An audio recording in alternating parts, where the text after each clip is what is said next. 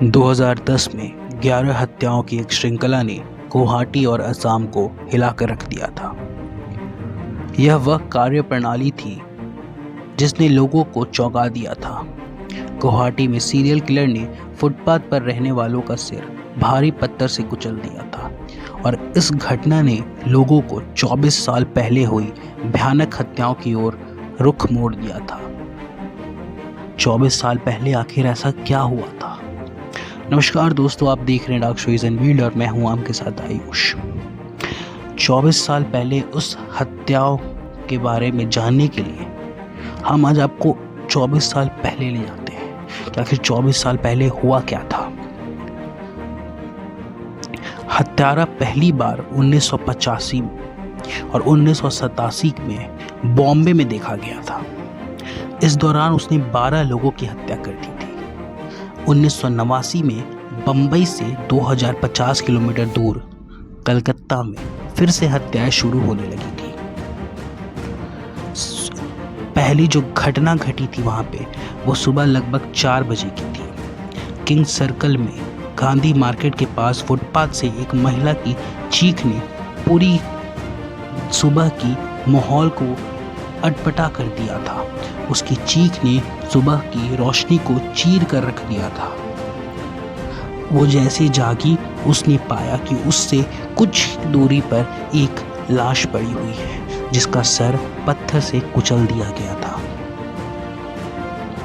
दूसरी हत्या 4 जुलाई 1989 को हुई। कलकत्ता में प्रेस ने हत्यारों का नाम उबाऊ पत्थर मार से हटाकर स्टोन मैन रख दिया।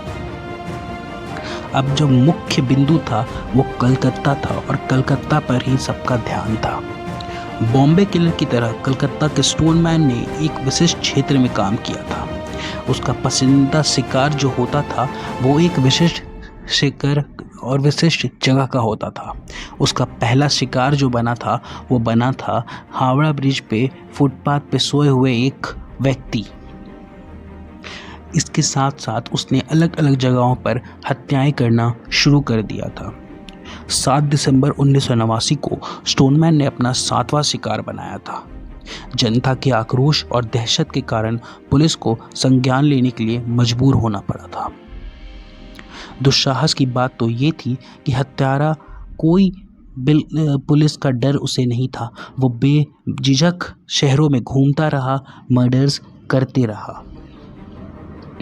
सबसे बड़ी बात जो निकलकर सामने आई थी वो थी कि पुलिस मुख्यालय से करीबन 700 मीटर दूरी पर उसने एक हत्या की थी। खुशी का शहर कोलकाता अचानक दहशत का शहर में बदल गया था। हर तरफ दहशत फैला हुआ था। लोग घरों से निकलना बंद कर दिए थे। लोग एक दूसरे से मिलना बंद कर दिए थे, सिर्फ और सिर्फ इस स्टोन मैन के कारण। पुलिस कर्मियों ने शहर के मध्य भाग में जाने का फैसला लिया। उनका मेन कार्य ये था कि वो गरीबों के रूप में ड्रेसअप करे, गरीबों के रूप में वेशभूषा करे और इन लोगों स्टोन मैन को रंगे हाथों पकड़े। पर स्टोन मैन बहुत ही चालाक व्यक्ति था। वो पुलिस के बारे में जान चुका था, जिसके बाद उसने उस एरिया में कभी चोरी की ही नहीं। उस एरिया में कभी उसने मर्डर किया ही नहीं। पुलिस को शक था कि कोई सरफिरा होगा जो ऐसे कार्य कर रहा है, इसलिए पुलिस ने हावड़ा ब्रिज पर मौजूद हर एक सरफिरे पर नज़र रखना शुरू कर दिया। पुलिस बारी बारी सब पर नज़र रखा करती थी। एक प्रत्यक्षदर्शी के मोहम्मद अकरम नाम के एक पागल से पुलिस का सामना होता है, जिसने दावा किया कि उस पर स्टोन मैन ने हमला किया था।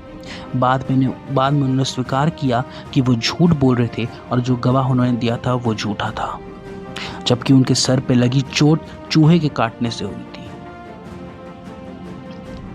स्टोन मैन अपना कार्य जारी रखा। उसने मर्डर्स शुरू करने के बाद पीछे मुड़ के नहीं देखा कि वो किस ओर जा रहा है। उसने मर्डर्स करना जारी रखा। अब बात यहाँ ये आती है कि आखिर क्यों स्टोन मैन सार्वजनिक जगह ही चुनता था। स्टोन मैन का मुख्य बिंदु ये था कि वो कोई भी मर्डर कभी सुनसान इलाके में नहीं करता था, कभी रेलवे स्टेशन पे करता था, कभी मेट्रो स्टेशन पे, कभी किसी के घर के बाहर, कभी पुलिस स्टेशन के बाहर। कभी वो सुनसान इलाका नहीं चुनता था। बॉम्बे की तरह ही लोगों ने हत्यारे की छवि अपने दिमाग में बना ली थी। लोग घर से निकलने से डरते थे, लोग किसी तीसरे व्यक्ति से मिलने से डरते थे, किसी अनजान के आमने सामने भटकने से भी डरते थे। ऐसा मंजर बन गया था कोलकाता में कि लोगों के बीच कनेक्शंस बिल्कुल ख़त्म हो गए थे। एक स्टोनमैन ने पूरे देश, पूरे शहर को दहशत में डाल रखा था। आखिर वो मर्डर्स कैसे हो रहे थे और क्यों हो रहे थे, आखिर रीज़न क्या था उस मर्डर का? आज तक ये केस कभी सुलझ नहीं पाया है। वो स्टोनमैन आज भी हमारे और आपके बीच में हो सकता है। वो हो सकता है कि हमारे और आपके बीच में हो और एक समय का इंतज़ार कर रहा हो जब वो हम पर हमला कर सके। इसीलिए सतर्क रहें, कभी भी किसी भी अनजान से मिलने से पहले 2 बार ज़रूर सोचें। धन्यवाद दोस्तों, देखते रहिए डार्क स्टोरीज एंड बीट। जय हिंद, जय भारत।